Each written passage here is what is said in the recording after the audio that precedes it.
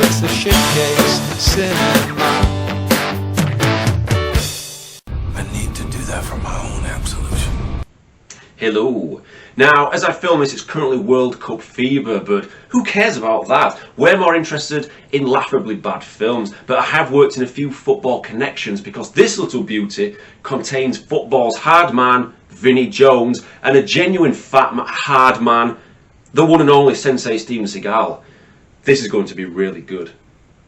Do you really think this film would be any good? You clearly need to down more drinks and get on Johnny's shitcases kind of level. So Absolution, or the mercenary Absolution, it really doesn't matter what you refer to it as because it's still the same shitty film, is a 2015 action movie that showcases our master's best talents like sitting down in most scenes and mumbling away to himself. What an absolute boss. So Seagal plays John Alexander and he's called in to take out a known terrorist because, come on, nobody else in the world can do what Sensei Seagal does. I'll make him disappear.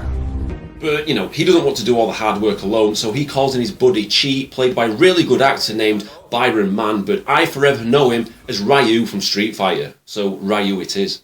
So Sensei and Ryu go along and visit this terrorist at his mansion. Conveniently, most of the pissant soldiers are watching football, probably shitty England. So our guys do their thing with no issues. Hey, what's the score? Oh, Ryu, that's comedic timing to perfection. What isn't perfection is seeing Seagal's body double just walking away. He doesn't even have the glasses on. Come on, move it. At least try to make us believe it's Seagal doing some actual physical movement. Jesus Christ. So there's some kind of issue with the job not being done and they're told to keep low profiles. So what does our main man suggest to Ryu? What I would recommend is we go over to the Danube Club, have a drink, and just relax, lay low. We're ghosts. You know, going to a club and having some drinks isn't being a ghost, you fucking walking heart attack, but good health. God, Seagal, you're going to be the death of me. Moving on, we see this random woman escaping rather easily from Vinnie Jones. You can run, but I'm gonna catch you! So menacing, Vinnie. I'm sure she's trembling. So she runs out of this nightclub and runs into the place where our boys are laying low and being ghosts. None of your business. Why are you touching me, man? And so cue the bad guys getting beaten up. Ooh yeah. In his defence, Seagal actually gets stuck in, which is rare to see in his more recent films. Now, the woman clings to Seagal, obviously, come on, he's a magnet for hot women, but strangely, he tries to get rid of her. Please get out of the car, you have very little time before they come. Acting like a boss as usual. Actually, I don't even think he acts, he just kind of plays himself for the most part. I've got lots of Steven Seagal movies on DVD or Blu-ray and he pretty much plays the same character.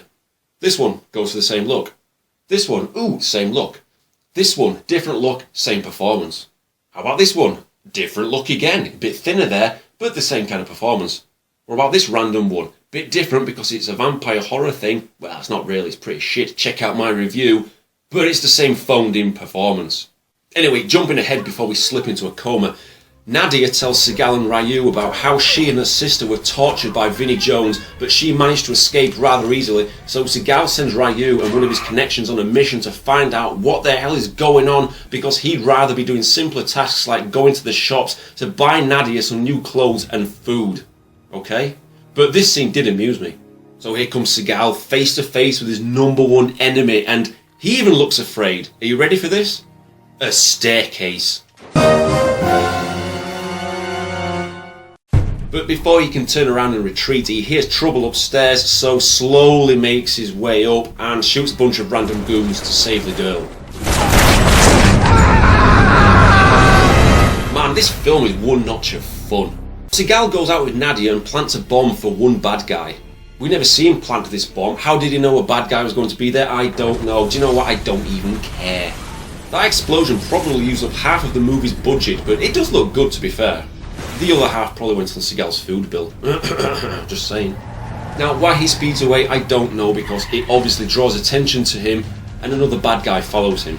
Yet not very subtle, Sensei. That's an amateur mistake, and considering you're the best guy in the world to do this job, I'm disappointed. Now, I don't quite know who works for who, because A, it's a little bit confusing, And B, I was more interested in drinking my whiskey and staring at the walls. This could do with another lick of paint. I mean, look, there's these goons, this FBI guy, but he works for the Seagal, but he's also the main guy who talks to Vinnie Jones, aka the boss. Yeah, he doesn't even get a name in this film, just the boss. I'm the juggernaut, bitch! Anyway, once Ryu kicks more ass and finds out about the boss... The boss? Who the fuck is the boss? He tells Seagal and they head on over to a nightclub that never ever closes apparently. Apparently never checks ID as well because a lot of these look underage. So Nadia picks up a camcorder from the club that she stashed away because she stole it from the boss earlier on in the film, which, I don't know, I assume it gives away his identity, and Seagal defeats the bad guys because, you know, he's Steven Seagal. Finally! We get to see a Steven Seagal movie where he's got a goatee and shades on and kicking ass when it's not even him because we've never seen this before. It's priceless. Oh, Steven, you're a beast. Roger that. There's nothing he can't do. He can do everything. Except lose weight. But before Sensei even bothers to look at the camcorder footage, he sits in his car and casually watches as Chi gets run over and kidnapped. Oh dear, what will happen next I wonder. But first, here's my top 5 random bullshit moments. Number 1, Seagal actually laughs in this film. I'm not even kidding. Well, you usually got a situation when you call me, ain't that right? Oh, and if you're wondering, yes, I am a little bit under the weather, hence my voice is a bit croaky, but I'm going to channel Steven Seagal and power on like a boss. Number 2, nice painting of our main man playing guitar on the wall. I wonder whose idea that was. That's right, Johnny. Number 3, I guess this was a sponsor because they keep showing it at the start. 45%, very nice. Number 4, Ryu really loves to raise one eyebrow throughout the movie. Seriously, he does it all the time to the point that he just wants to bitch slap that Street Fighter reject. You goon! Number 5, Seagal really knows how to end a phone call. What about my nightclub? 2 hours. Right back where it all started. Fuck you, bitch. Oh, Steven, you're amazing. And the Seagal bonus, he not only breaks this dude's arm, but stabs him to death with his fingers. His fingers! Oh, Steven, you outshine us all. Back with Ryu, and don't worry about him because he escapes, I guess, because he just channels the power of Seagal. It makes perfect sense. Now, sadly in this flick, there's no bad dubbing of Sensei, but he does like to say, you know, an awful lot. You know that. You know? You know that, you know. You know. You know better. Speaking of making stuff up, let's make up a drinking game. So take a drink every time Seagal pulls this face. And take a drink every time Ryu does his eyebrow raise. I hope you've had a good life because you will die. Thanks, Sensei. So nothing much really seems to happen. The film mainly focuses on the random bad guys we don't care about. Vinnie Jones is never anywhere to be seen. Gee, what an awesome villain he's turning out to be. I'm the juggernaut, bitch! Exactly.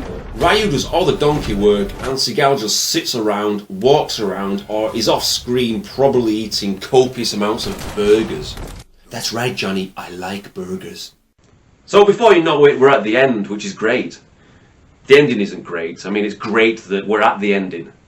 You know. Ryu has a few more fight scenes and does a good job overall. Sensei shoots a few goons, blah blah blah. And as our main man gives Nadia some money to start a new life, she says she has nothing to go back to and decides to stay with Seagal because who in their right mind wouldn't? Come on, it makes perfect sense. Go on, lad. I just wish I was Seagal. You know, sometimes I sit there and think, why am I currently single? What am I doing wrong? It's just hit me. I clearly know nothing about Aikido. I'm obviously not an old, obese, walrus lookalike wearing shades and a goatee.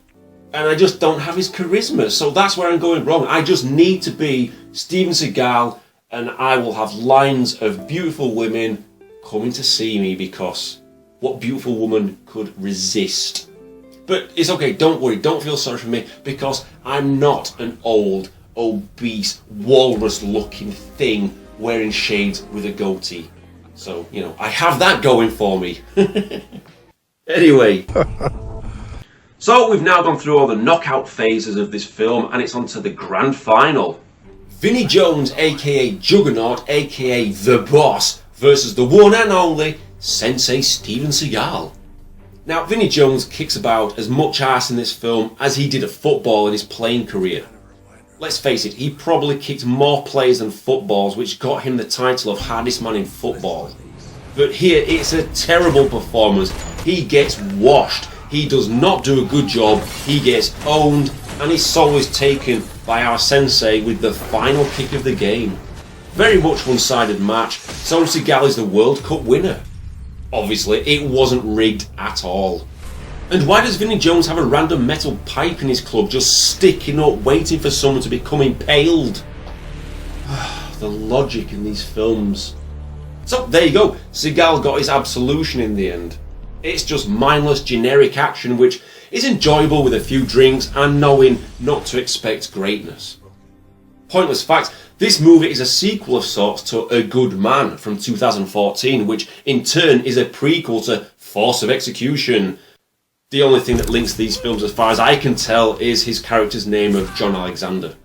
Oh, and they're all shit. So I'm giving this unpolished gem 4 out of 10. So that's it for this year, guys. Thank you very much for your continued support of watching my videos. To those who have kindly donated or buy me a coffee, and to those who have bought and read my books. I really am eternally grateful, guys. So have a great Christmas. Keep watching bad films because they make you laugh, and laughing's good for your health apparently. Stay safe, and I will see you in the new year. Cheers. Oh, Sensei, you're gonna kill me. And you too, Ryu, you fucking goon. Hombre. Convoy.